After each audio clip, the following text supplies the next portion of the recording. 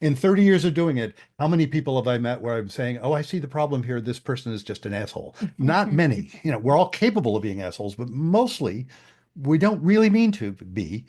And Yes. so, and that had to have been, I mean, I haven't talked to Daryl Davis, that had to have been how he was approaching those KKK members. Okay, these are human Mhm. beings. They have a context, they have their experiences, they have reasons for getting where they got to. Wonder what that's about. He went in with curiosity rather than with, curious rather than furious.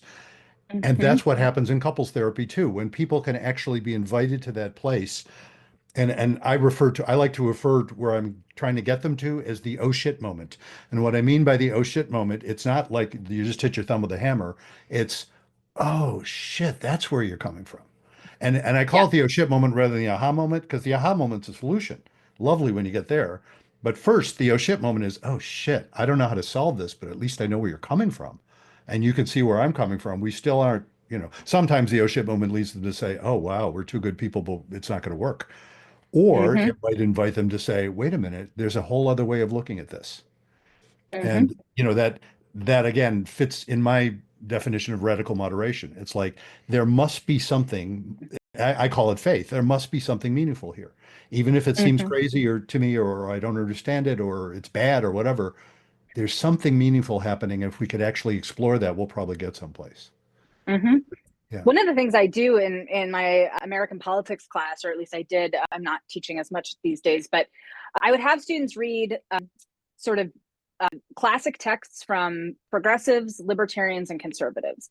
And the idea was to give them a good faith understanding of what these folks who believe this collection of beliefs are trying to do. And I had a student who came up to me at the end of one class and he said, and I had them read Russell Kirk, who's one of the sort of founding American conservatives in the 1950s. And I had them read Russell Kirk's 10 Principles of Conservatism, very short piece. You can find it easily online. And he came up to me after class and he said, thank you so much for having us read that. I thought conservatives had no principles at all. And it was, Yes. and so, and but it opened my eyes again to the fact that this stuff is worth doing.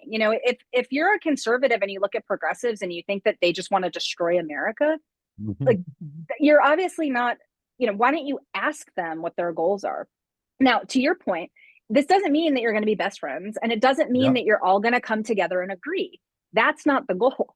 The goal is just to stop viewing people as enemies, stop viewing them in bad faith and assuming that they have dishonest or cruel intentions or that they're idiots, right? Stop believing that people are either evil or stupid.